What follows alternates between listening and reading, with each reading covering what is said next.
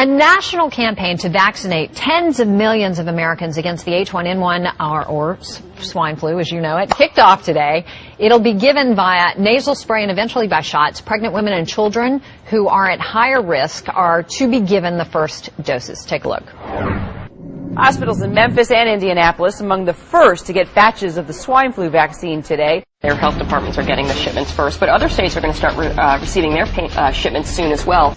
The first batch of the vaccine is going to be in a nasal spray form, and then in about a week or so, swine flu shots will be ready. 40 million flu shots doses will be available by mid-month.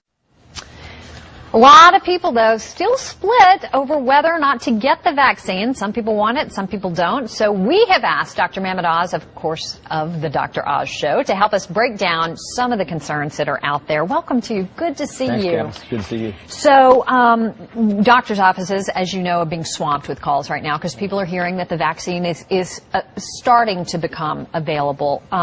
What do we know about when and where the average person can actually get it? I still think we're probably 3 weeks away from the average person being able to easily get the vaccine. And for many Americans, that's not a crazy amount of time to wait, because although it has already started and we are seeing swine flu cases, it really hasn't built up the kind of volume that I know we'll see over the next few weeks. There is a website, flu.gov, which actually gives you information about your local community about where they will be giving the flu shots. But you actually have to call to see if they have what's needed yet. And this is especially important for the high-risk populations, the pregnant women, the kids under 2 years of age, people who have chronic illnesses. They're the ones, and by the way, healthcare providers. We have to get, in fact, New York Presbyterian, where I practice, it is mandated we all get vaccinated by the end of this month. Now, schools are going to give the vaccines in some cases. We're hearing pediatricians' offices, especially when we're talking about kids maybe getting them. Do you know whether, like if you're a parent, you're trying to decide, do I let my kid do it at school? Do I take him to the pediatrician? Well, the fairest way the government thought was to distribute the vaccines to the individual states and let states do what they usually do pretty well, which is to administer public health. So it's very possible to be available in your school, but depending on which school system you're in, they may have preferred to have supermarkets delivered or, pharmacies, right. Large public areas. Oftentimes hospitals will have a public facility to be able to administer vaccines. So there are many places you can go. But Campbell, I think the big story is what you mentioned earlier. I would bet half the population is watching the show right now and saying, I'm not sure I want that. And they're saying, I can always treat myself if I get infected. I won't get infected anyway. And, would it be that big of an illness if I did get it?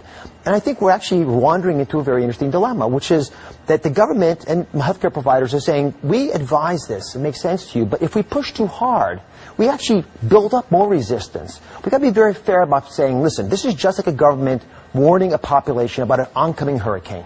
Right? If it's a Class 4 hurricane coming towards New Orleans before Katrina, you got to tell people it might be a problem. Sometimes the hurricane misses. But if it does hit, people should at least be knowledgeable that they made their own choices. But you say that, and to your point, we looked into this. There's a new poll out from the Harvard School of Public Health that only 40% of adults say they are absolutely certain they're going to get the vaccine. Yeah. That means most of the country is either on the fence or they're not going to do it. The reasons they're giving is they're concerned about possible side effects from the vaccine. They don't think they're at risk of serious illness, and they think that if they do get it, that they're going to be able to get Tamiflu or Relenza or one of these medicines. I mean, aren't those valid reasons to maybe skip it? Some of them are valid reasons, but remember, part of the desire that you have in getting the population immunized is to prevent the virus from spreading to those who aren't protected, people who are more at risk, young kids, as I mentioned, pregnant women. And so you might weather the storm, but from a population's perspective, it may not be best for us. And by the way, when you get the flu, you're sick for a week. Yes, vast majority of the time you'll be fine unless you're one of those high-risk groups. And although Relenza does work well, Tamiflu is already building up resistance. I think it would be wise for us to prevent the illness if it's possible. And with regard to risks, there is no question, Campbell. It would be dishonest to say that we know for sure the vaccine is going to be safe for everybody. You give a vaccine to a couple 100 million people, there are going to be problems. And we won't even know if those problems are related to the vaccine. But to be fair to many Americans who are concerned, there's probably going to be some issues that arise with the vaccine, but we think they're going to be exceedingly rare.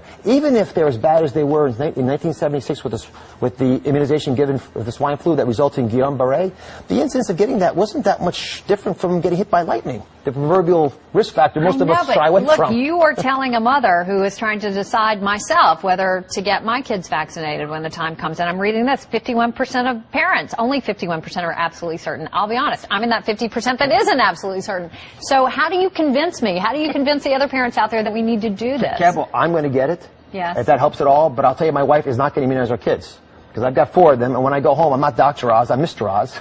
And so you are just like most Americans. All I can say is that there are going to be 2 extremes of the population. Some folks who say, you know what, I'm going to do this, it's right for all of us, I'm going to make it happen. And some of us are going to say, you know what, I just don't want that. I don't like the idea of government and being involved. I feel pressured. It's not that big a deal. It's all a hoax. There's hysteria, etc. Most folks are in the middle. And my hope from programs like this and others is you'll provide a rational outlook and say, you know what, for most of us, it's the right thing to do. But the most important groups, pregnant women, young children, they're absolutely the groups we fear immunizing the most. But they're the ones that have a much higher complication rate from the swine flu. It's true. To your point, I know we're out of time here, but pregnant women 6 times more likely to die from swine flu. The numbers are really frightening. And I don't want anybody who's pregnant or who has young kids to watch this program and think, you know what, I should be on the fence. Those are the groups that I really want to make the message clear to. If all of us in the healthcare field, and we know what the risks are, we're immunizing ourselves, please let that influence you a little bit. All right. Good advice. Dr. Mehmet Oz, always good to talk to you. Really appreciate you here. And congratulations with the show. I know it's a huge hit. Very excited. It's very gratifying. Thanks, Campbell.